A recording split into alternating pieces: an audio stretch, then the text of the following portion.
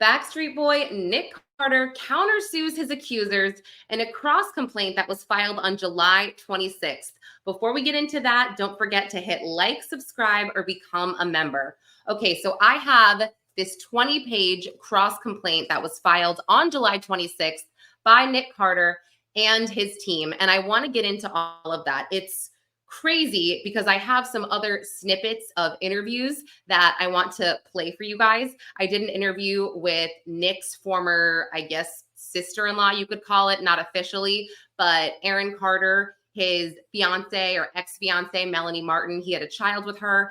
I interviewed her in 2023 after Aaron died, and she said something really interesting. And I will play that for you because you're definitely going to want to hear it.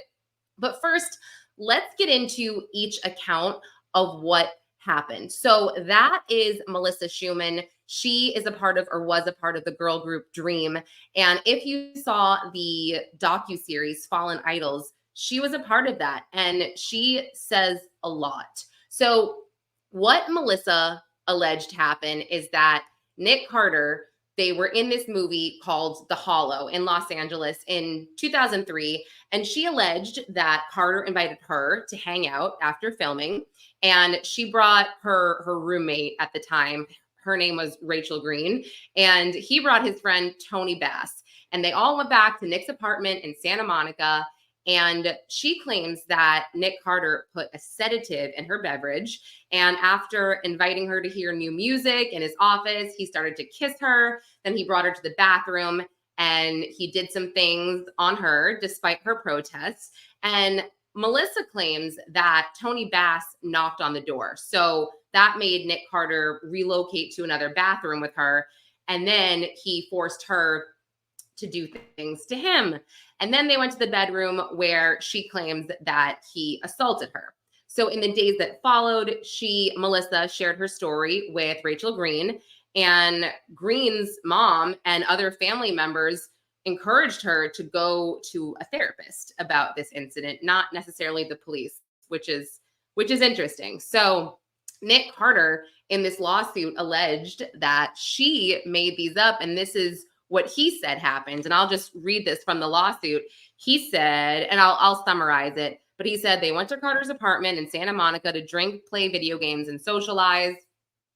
He said Carter and Schuman, that's them, were flirtatious with one another throughout the day and the night. And although Tony Bass flirted with Rachel Green, Green did not express any interest, so their interactions were kept platonic. The apartment was small at the time, and it was made up of only 2 rooms, a bedroom and an office. So the group drank alcohol, they socialized together, and then as they became tired, they made their way into the 1 bedroom. Nick says that he and Melissa laid down on the bed together while Bass and Green laid on the ground next to the bed. And with Bass and Green lying just a few feet away, Carter and Schuman began kissing, being playful, and then per Nick, they engaged in consensual sex. So Tony Bass apparently overheard this, and then Rachel Green, Melissa's best friend and roommate, recalled the evening being enjoyable and woke up the next morning with no inkling that an assault had occurred just feet from where she was laying. And actually, Melissa Schuman alleged this as well, that Rachel Green, when they were leaving, said, "Hey, wasn't that fun?" So yeah, I think that's the only thing that seems to be consistent with both of their stories there. So Nick is saying, nope, at no time did I ever assault her. Did I ever do anything? And then the rest of the lawsuit really goes into Nick's accusations that Melissa's career was over and what she did and said on the internet to become relevant. And when it wasn't working, she turned to this. One thing that I thought was interesting in the lawsuit is that he does say that she took some of her statements down. He says this on January 25th, 2024, Schuman published the following statement during a staged press conference. "I was sexually assaulted by Nick Carter of the Backstreet Boys when I was only 18 years old. And per Nick, he says this statement is false and constitutes slander. And then it adds like a little italicized dash and says, Schuman has since strategically removed this defamatory statement from the internet. I guess I was a little confused because she did a whole documentary about the accusations against Nick. So I don't really understand why this would necessarily be taken down. But I also, okay, before I get into some of the money, I'm going to play something for you guys or show you something. This tweet that I found. Let me remove this. So I found this tweet. Sorry, my brow's showing. I found this tweet from Nick's late brother, Aaron Carter, in 2019. And this is before the lawsuits even came forward. The first lawsuit didn't occur until 2022. It was not filed until then. Let me just show you this. Okay, this is very creepy to me. And also, it's creepy that the tweet is still there. Oh, you guys can't see it. Hold on, I'll make myself smaller. Okay, let's check this out. Aaron Carter's tweet says, "Hey, Tony Bass, you stole Nick's jewelry. He doesn't talk to you for a decade." Then Melissa Schuman says, "You're the guy in the other room while she was raped." Or sorry, you're the other guy in the other room while she was raped. And then you also get VIP tickets to the DNA tour. So it looks like Aaron was definitely siding with Melissa, and he was kind of saying, "Oh, hey, Tony, Nick doesn't talk to you for a super long time because you stole some jewelry from him." And then all of a sudden, these allegations come out, and here you are. You're hanging out with Nick again. You're buddy-buddy. Perhaps Aaron was insinuating that Tony could have been bribed to be like, "Nope, it was consensual." That's just pure speculation, whatever. So because Aaron said that, I wanted to go and play.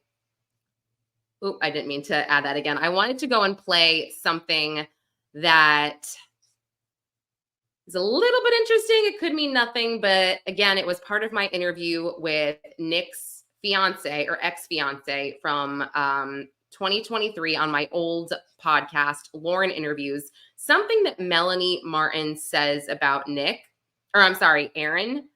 Pulling that up right now. Okay. You don't really need to see this, but I'm just going to play this for you. And let me make sure that it's loud enough. Okay.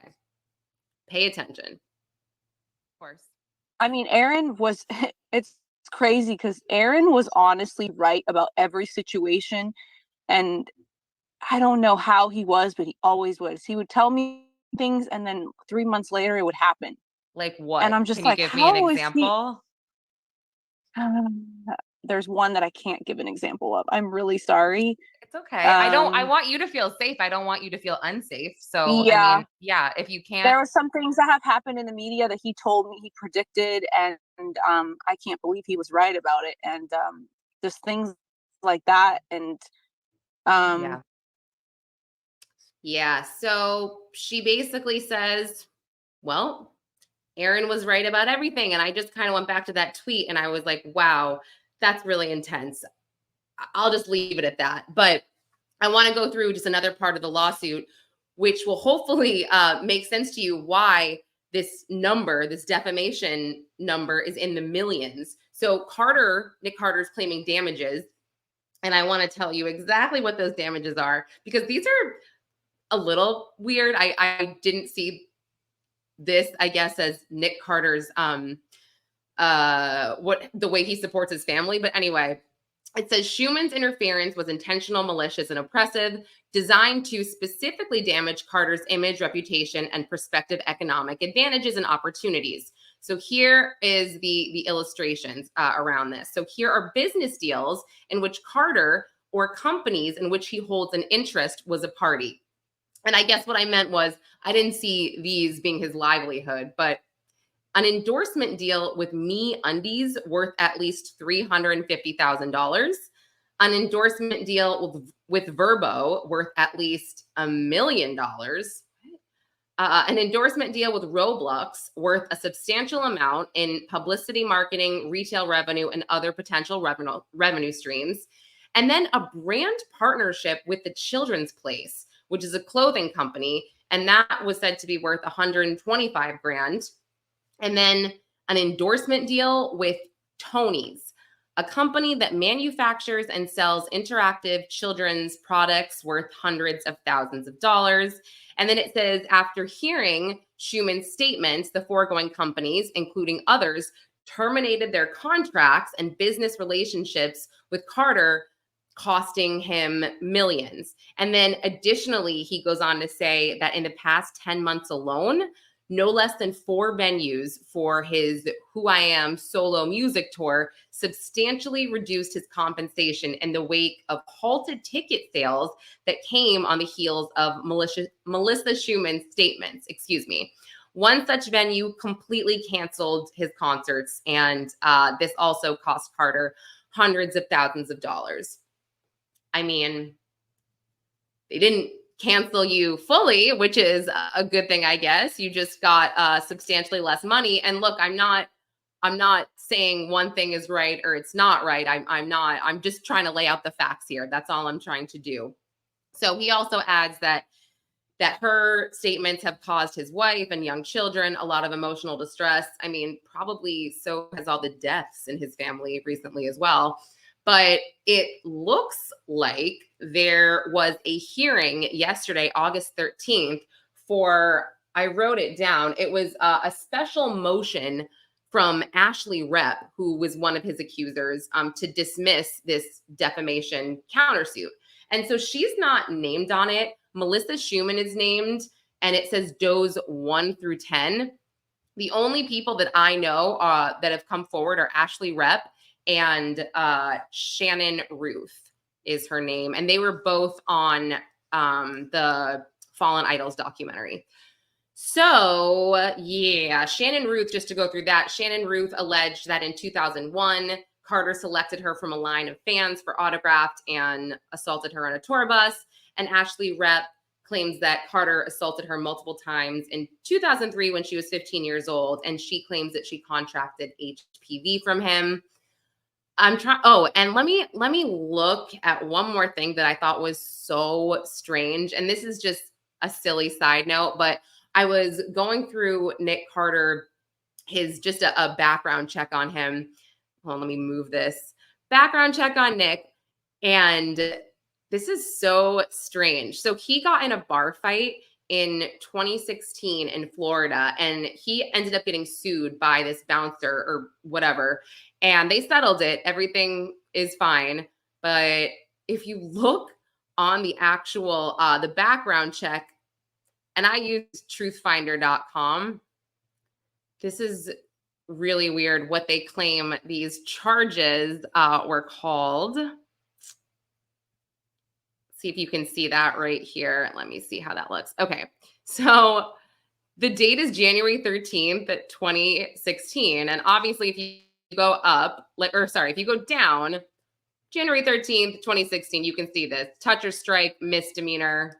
Yeah. You go up a little bit. Oh, cool. Charges filed. What? Batman? Anus cornholio? I literally don't understand that. I'm like, I'm missing something here. But again, if you go back down, it's filed correctly. Yeah, it was a misdemeanor and it was settled. But yeah, I was a little confused at the Batman and the cornholio, anus cornholio verbiage. Yeah, that did not sit well with me. But anyway, I wanted to take everyone through this. Okay, and one last thing I'll say. So I emailed his defense attorney for this lawsuit, and I got an email from somebody else giving it to me, someone that I believe he works with. And what was so, I guess you could call it interesting, is they were like, here's the counter lawsuit, but by the way, Nick's been working super hard. These are all his tour dates. He just came off of this tour. And oh, by the way, here's some links to show you everything that he's been doing. So I just thought that was kind of interesting, almost like a PR emergency, like, here, he's good, look at this. But anyway, that's all I have for today. I will, of course, keep everybody posted and updated on what's to come with this.